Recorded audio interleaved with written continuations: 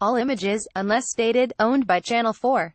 Warning: this is jam-packed with the Great British Bake Off spoilers because, well, it's all about the Great British Bake Off. To start, our favorite time of the week, Kooky Noel Bingo.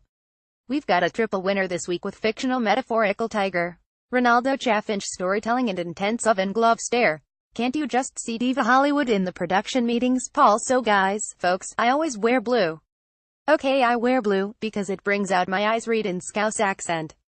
I already wear blue shirts. I'm going to need blue fridges, blue walls, blue shelves, blue plants, cornflower blue. Right, this is very important. Anonymous set stylist. Yep, we can do that. Paul: yes. Thank you, anonymous set stylist, that's what I'm talking about. Anonymous graphic designer: my name's Susie. I've worked with you for 7 years.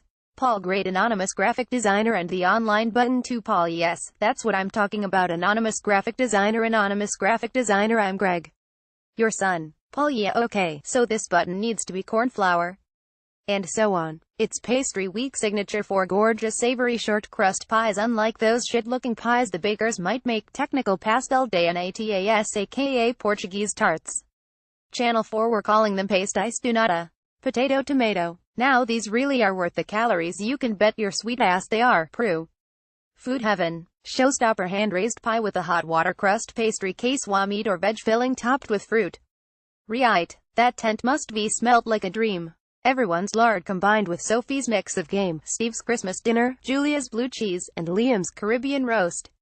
This pie doesn't need a mold because of its high-fat content. Source: http://giffinder.com. Jim Carrey: disgusting. Stacey Hour hyped up and returned straight off the bat with an intense pastry. Can smell fear. 100%. It can also smell a whole can of cray too. Noel's narration is always laced with judgment, and there's no word more slyly negative than homely. Prue was at it too, saying her showstopper looked homemade. Quite unfair on homemade food, really. Note to self: don't eat one of her bakes. There might be parchment paper in the bottom. And also, yeah, and first the insanely impressive injected poppy. Now 4 pies dedicated to science heroes. This gal is nailing the stories. She is legit a genius. Now people think, I can't make pie. I can so make pie. I really wouldn't worry about these people. You can make a pastel de nata. That's more than cause for a wink blink. Steven: someone's been enjoying a cheeky IKEA canteen trip or two, with his Swedish meatball, mash and lingonberry-filled pies. I'm a big Fleetwood Mac fan, so I'm henceforth a big Steve fan. He should have spread rumors the pies were filled with horse meat. That's still topical IKEA chat, right? So as I was saying, big Steve fan now. Steven sings Songbird while brushing his songbird pie with egg wash. Source: http://sworosu.org. Thread 6972939. So, as I was saying, nope, too cringe. Although I did enjoy his supermarket sweep ref. Kate: I've got John Lennon. Oh wow, using the Fab Four to decorate 4 pies. What a perfect choice for this round. The Beatles were literally made for this challenge. Einstein: oh nope, she's an idiot. And how do you make a dull pie theme decorated by rubbish portraits of dead people more boring? Why, you make them vegetarian. Of course she said her John Lennon looked more like Noel Gallagher because she was in a rush. And that's the sound of Noel Gallagher's life being made. Steve went over to console her at the end of the round, and ended up just asking who was who. Bitch. Liam: he was the most comfortable and confident we've seen him.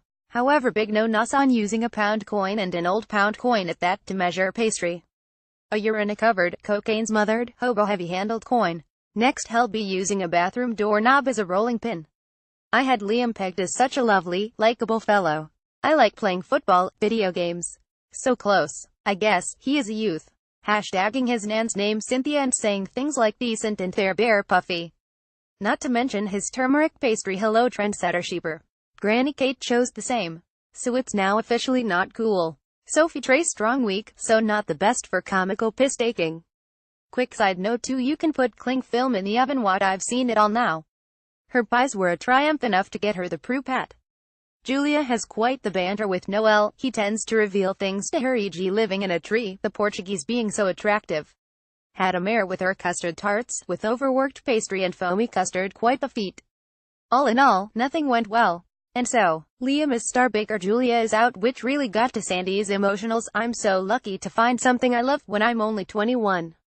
Source https giphy.com GIFs just ink shocked merpine horrified L2 JHS 7po8 PGZ 94 TGQ innuendos of the week. Of course, the more you fiddle, the tougher it gets. Crew, I've kind of been fighting moisture problems the whole time, so FYI, one of my favorites, I've got a big crack that's going to leak everywhere. Stacy, best of Noel and Sandy, welcome to Pasty Week. I was looking forward to Pasty Week. Being a goth and all that symbols indicate unnecessary unfunnying. Noel properly enjoying taking the piss out of Julia's things you can find in a tree theme is eating raw pastry a Danish thing. No, I think it's just me. Sandy, next week, for the first time ever, Italian week. And the most demanding pastry challenge the Bake Off has ever seen. Until next time.